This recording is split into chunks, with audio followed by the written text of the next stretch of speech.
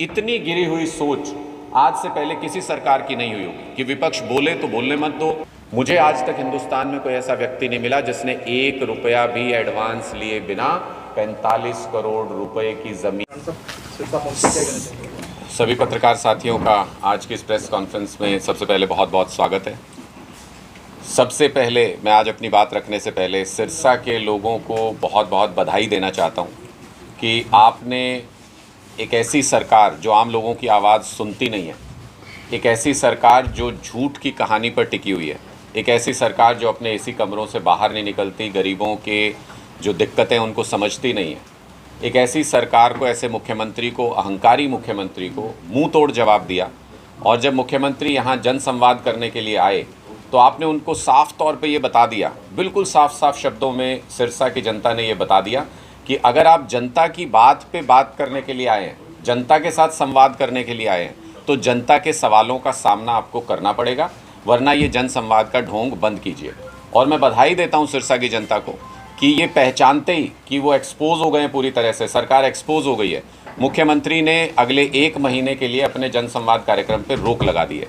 ये श्रेय सिरसा की जनता को जाता है कि वरना ये झूठ का प्रोपेगेंडा चला करके पूरे प्रदेश में घूम के ये कहते कि हमने तो लोगों की सब समस्याएं भी सुन ली और उनको हल भी कर दिया। जबकि सच्चाई ये है कि जो भी अपनी समस्या लेके मुख्यमंत्री जी के सामने कुछ भी बोला, कुछ भी सवाल उठाया, उसको मुख्यमंत्री जी ने अपमानित किया। मैं तो ये कहूँगा कि सिरसा की जनता को अपमानित करने का प्रयास किया प्रदेश के मुख्यमंत्री ने, जिसका मुंहतोड़ जवाब सिरसा की बहादुर जनता ने दिया।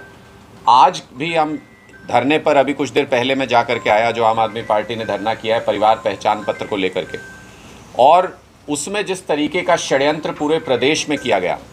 पहले एक प्रॉपर्टी आईडी के नाम पे प्राइवेट कंपनी को ठेका दिया गया और उस प्राइवेट कंपनी ने सबके प्रॉपर्टी आईडी की ऐसी तैसी करके रख दी, और उसके बाद लोग अपने फॉर्म लेके उसमें करेक्शन कराने के लिए जगह जगह सरकारी दफ्तरों में घूम रहे।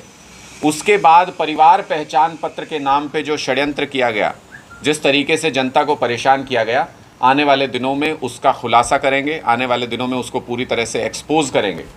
जो हमारी जानकारी है उसके अनुसार ये जो काम दिया गया परिवार पहचान पत्र का पूरा करने के लिए, बनाने के लिए, इसमें एक बड़ी साजिश के तहत भारतीय जनता पार्टी ने अपनी सोच से बिलोंग करने वाले, अपनी सोच से जुड़े हुए लोगों को इन टीम्स के अंदर डाल दिया, सर्वे टीम्स के अंदर डाल दिया, और उन्होंने जो भी उनकी पार्टी का वोटर उनको नज़र नहीं आया, समर्थक नज़र नहीं आया, उन्होंने जो विपक्षी लोग हैं या जो सरकार के खिलाफ आवाज़ उठाते हैं, चुन चुन के उनके प्रॉपर्टी आईडीज़ के अंदर गड़बड़ की, जिससे उनकी सरकारी सुविधाओं में, उनकी पेंशन में, उनके बाकी फ़ायदों में रुकावट आ सके, वो परेशान हो सकें।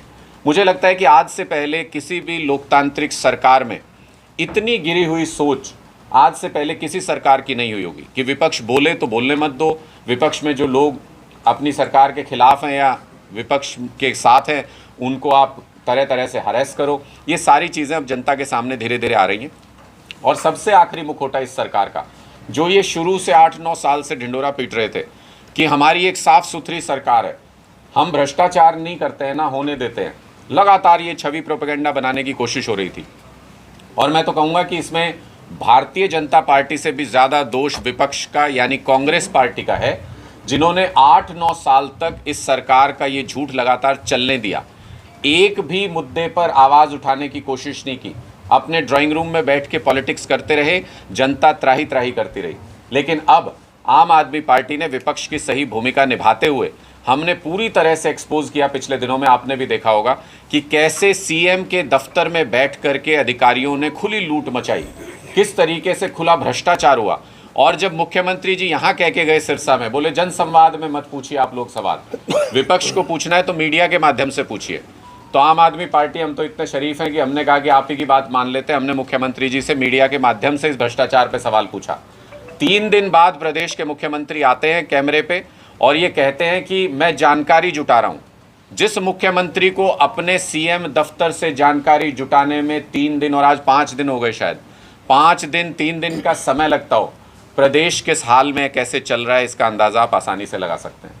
मैं एक बार फिर आप सभी साथियों के माध्यम से, क्योंकि ये जनता तक पहुंचना चाहिए, जिस तरीके का भ्रष्टाचार खुले रूप से, आने वाले दिनों में हम और भी खुलासे करेंगे, लेकिन मैं एक बार फिर सारे तथ्यों के साथ, सारे डॉक्यूमेंट्स के साथ आपके सामने एक बार फिर वो पूरा विवाद, वो पूरा केस रख रहा हूं, जिसमें खुले तौर पे भ्रष्टाचार नजर आया। मुख्यमंत्री के कार्यालय में बैठे हुए एक व्यक्ति ने 45 करोड़ रुपए की जमीन पहले 2.73 करोड़ में एक कंपनी के नाम कराई, जो इनडायरेक्टली उसी की थी, और उसके बाद महज 75 लाख रुपए में वो जमीन सीएमओ में बैठे हुए अधिकारी की पत्नी और बेटे की कंपनी के नाम हो गई। आप देखिए किस तरह की खुली लूट है। आप उस वक्त पद पे मौजूद हैं, आप 45 करोड़ का फेवर ले रहे हैं किसी कंपनी से, और मैं आज ये भी खुलासा करूंगा यहाँ पर कि किस तरीके से इस पूरी डील में जो प्राइमा फेसी नज़र आता है, एक भी पैसे का लेन देन नहीं हुआ, वो गिफ्ट की गई पूरी की पूरी 45 करोड़ रुपए की ज़मीन, ये कागज़ों में नज़र आ रहा है। और हम बार बार उनके जो अधिकारी हैं, नीरज दफ्तार जो रहे हैं, उनको हमने बार बार ये कहा है कि अगर आपके पास इससे कॉन्ट्रेरी कुछ सबूत है, अगर आपको लगता है कि आपने सही डील की है, तो अपनी सारी जो ट्रांजैक्शंस हैं उसको सार्वजनिक करें। उन कंपनी की खरीद, ज़मीन की खरीद से संबंधित सारी ट्रांजैक्शन को सार्वजनिक करें। दूध का दूध, पानी का पानी हो जाएगा। अगर हमारी गलती होगी तो हम उनके साथ बैठ के प्रेस कॉन्फ्रेंस करने को तैयार हैं। मैं आपको अब एक एक करके वो चीज़ें दिखाता हूँ जिनसे पूरी तरह से शक की जो सुई है वो सीएम कार्यालय की तरफ, कि बिना बड़े अधिकारियों, बिना बड़े राजनेताओं की मर्जी के कोई अधिकारी इतनी खुली लूट नहीं कर सकता। 45 करोड़ रुपए की कीमत की 9 एकड़ ज़मीन उन अधिकारी ने एक इनडायरेक्टली एक कंपनी को पहले खरीदवाई 2.73 करोड़ में, जिसका सीधा मतलब क्या कि लगभग 3 करोड़ भी अगर आप मान लें तो 42 करोड़ रुपए कोई कंपनी अपनी प्रॉपर्टी को कम कीमत पे क्यों बेचेगी। इसका मतलब 42 करोड़ रुपए भ्रष्टाचार के रूप में, रिश्वत के रूप में किसी बड़े काम के लिए दिए गए। और वो बड़ा काम क्या है, ये सवाल भी हमने मुख्यमंत्री से पूछा था। अब वो 3 करोड़ रुपए, 2.73 करोड़ रुपए जो दिए गए, उसकी सच्चाई मैं आपको दिखा रहा हूँ। जब ये ज़मीन खरीदी गई, इस जिस जगह पे ये ज़मीन है, ये सेज है पूरा, उसके डॉक्यूमेंट भी मैं आपको दिखाऊंगा। इनके ब्रोशर में है कि 5 करोड़ रुपए का रेट प्रति एकड़ वहाँ चल रहा था। उस हिसाब से 45 करोड़ मार्केट प्राइस है। जब ये डील हुई 2.73 करोड़ रुपए में, ये 25 मार्च 2022 को, 25 मार्च 2022 को ये डील होती है। ये जो सेज जिस कंपनी का है उससे एलएलपी के नाम पे ये ज़मीन की जाती है। 2.73 करोड़ रुपए में ये डील होती है। लेकिन आपको सरप्राइज़ होगा ये जान के कि 25 मार्च को ये डील हो गई, ये रजिस्ट्री साइन हो गई, सेल डीड साइन हो गई, और पहला चेक जो पेमेंट का दिया गया उस पर तारीख भी 25 मार्च 2022 है। आप सब लोगों ने प्रॉपर्टी में ट्रांजैक्शन किए होंगे किसी न किसी रूप में। मुझे आज तक हिंदुस्तान में कोई ऐसा व्यक्ति नहीं मिला जिसने 1 रुपया भी एडवांस लिए बिना 45 करोड़ रुपए की ज़मीन की रजिस्ट्री करा दी हो किसी दूसरे के नाम। अपने भाई के नाम भी नहीं कराते लोग आजकल। ये क्या फेवर है, इतना कितना विश्वास है कि चेक के ऊपर इन्होंने पहला चेक, और वो भी एडवांस चेक 44 लाख रुपए का, 2.25 करोड़ में से 44,55,000 रुपए का पहला चेक दे करके रजिस्ट्री करा ली गई। उसके 1 महीने बाद के बाकी पेमेंट के चेक हैं। तो हम इसीलिए चैलेंज करते हैं नीरज दफ्तार जी को, सीएमओ दफ्तर को भी, कि अगर वो पाक साफ निकलना चाहते हैं तो इन ट्रांजैक्शन को सार्वजनिक करें कि ये चेक कब लगे, कब कैश हुए। उसके बाद हम इस पर चर्चा करने के लिए तैयार हैं, एक मंच पे बैठने के लिए तैयार हैं। लेकिन उससे भी सरप्राइजिंग बात ये कि ये ज़मीन तो आपने मार्च में उस कंपनी के नाम डील कर ली। 15 अप्रैल को इस कंपनी ने CLU के लिए अप्लाई किया। मुख्यमंत्री जी के दफ्तर में उस वक्त नीरज दफ्तार जी काम कर रहे थे, प्रिंसिपल OSD थे, बहुत ही महत्वपूर्ण पोजीशन पे थे। महज 12 वर्किंग डेज के अंदर लेटर ऑफ इंटेंट CLU को लेकर के रिलीज़ कर दिया गया, पार्टी को भेज दिया गया 4 मई को, यानी 19 दिन। और अगर वर्किंग डेज में देखें तो सिर्फ 12 दिन के अंदर, जिसके लिए महीनों चक्कर काटते रहते हैं लोग, वो काम इनका महज 12 दिन के अंदर सुपर फास्ट स्पीड से हुआ। कहीं से तो जैक लग रही थी, कहीं से तो सिफारिश लग रही थी। सीएम साहब को स्पष्ट करना चाहिए कि वो सिफारिश किसकी थी, किसने ये गोलमाल किया है। और उसमें भी सबसे इंटरेस्टिंग बात, सबसे महत्वपूर्ण बात, कि जब 4 मई को ये LLP दफ्तार जी की पत्नी और बेटे के नाम पर ट्रांसफ़र की गई, 4 तारीख को, उससे ठीक 4 मई को इनको वो मिला, CLU मिला, और उससे ठीक 2 दिन पहले CLU जब मिलने वाला था, हो गया होगा कंफर्मेशन ऊपर से कि आ रहा है आपका CLU, उससे ठीक 2 दिन पहले ये कंपनी हैंडओवर कर दी गई दफ्तुआर जी की पत्नी को और उनके बेटे के नाम पे सिर्फ 75 लाख रुपए के ट्रांजैक्शन में। उसमें भी एक मज़ेदार बात है, ये महज इत्तेफाक नहीं हो सकता, बार बार, एक बार तो हो सकता है लेकिन बार बार ये इत्तेफाक नहीं हुआ करते कि जिस डेट को यानी 2 मई को ये कंपनी हैंडओवर की गई, नीरज दफ्तुआर जी की पत्नी और बेटे के नाम पे ये कंपनी हैंडओवर की गई, पहला एडवांस पेमेंट का चेक बाय चांस 2 मई का ही है। 2 मई को ही पहला चेक दिया गया, 33 लाख रुपए का, 75 लाख की टोटल डील थी। और जो उसके बाद के चेक हैं, आपको जान के हैरानी होगी कि 4 महीने आगे के पोस्ट डेटेड चेक दिए गए। और इसके अंदर लिखा गया, देखिए अपने आप कितने बड़ी तरीके से एक्सपोज हो रहे हैं, इसके अंदर लिखा है कि इस कंपनी के पास पैसे की कमी हो गई थी, जो पुराने ऑनर थे, इसलिए उनको ये कंपनी बेचनी पड़ रही है, इसलिए उनको ये कंपनी बेचनी पड़ रही है। लेकिन बिना पैसे लिए कंपनी बेच दी, पैसे की कमी और बिना पैसे लिए कंपनी बेच दी। मैं नीरज दफ्तुआर जी को और CM ऑफिस को चैलेंज करता हूँ, इन ट्रांजैक्शंस को पब्लिक करें, इनको सार्वजनिक करें और ये बताएं कि ये पेमेंट कब हुई, कैसे हुई, चेक से हुई भी या कैश में हुई, किस तरीके से हुई, वो सारी पेमेंट्स को सार्वजनिक करें।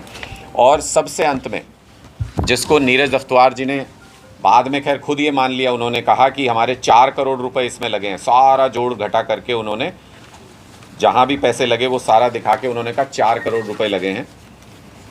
ये प्राइस है मई 2022 का, इसी इकोनॉमिक जोन का जहाँ से इन्होंने ज़मीन खरीदी है।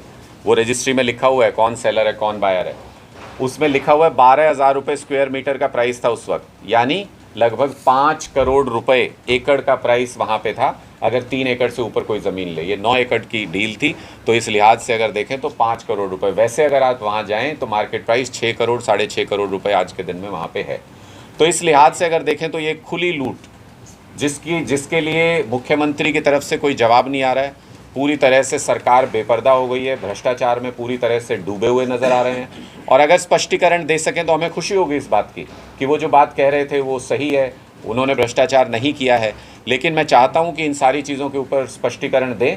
आने वाले दिनों में आम आदमी पार्टी एक एक करके इनके दफ्तर में बैठे हुए अधिकारियों और इनके इर्द गिर्द बैठे हुए बड़े बड़े नेताओं, जिन्होंने पिछले 8-9 साल में जनता की गाड़ी कमाई के करोड़ों रुपए लूटे हैं, उसके बारे में खुलासे करने जा रही है। आम आदमी पार्टी इनके चेहरे से ये जो झूठी ईमानदारी का नकाब इन्होंने चढ़ा रखा है, इसको पूरी तरीके से नोच देंगे, जनता के सामने इनका असली चेहरा लेके आएंगे। और जनता को सुविधाएं क्यों नहीं मिलती, 24 घंटे बिजली क्यों नहीं मिलती, अस्पताल अच्छे क्यों नहीं मिलते, स्कूल अच्छे क्यों नहीं मिलते, सड़कें अच्छी क्यों नहीं बनती, ये सारी चीज़ें एक्सपोज करेंगे कि वो सारा पैसा जनता के टैक्स का कैसे इनकी जेबों में जा रहा है।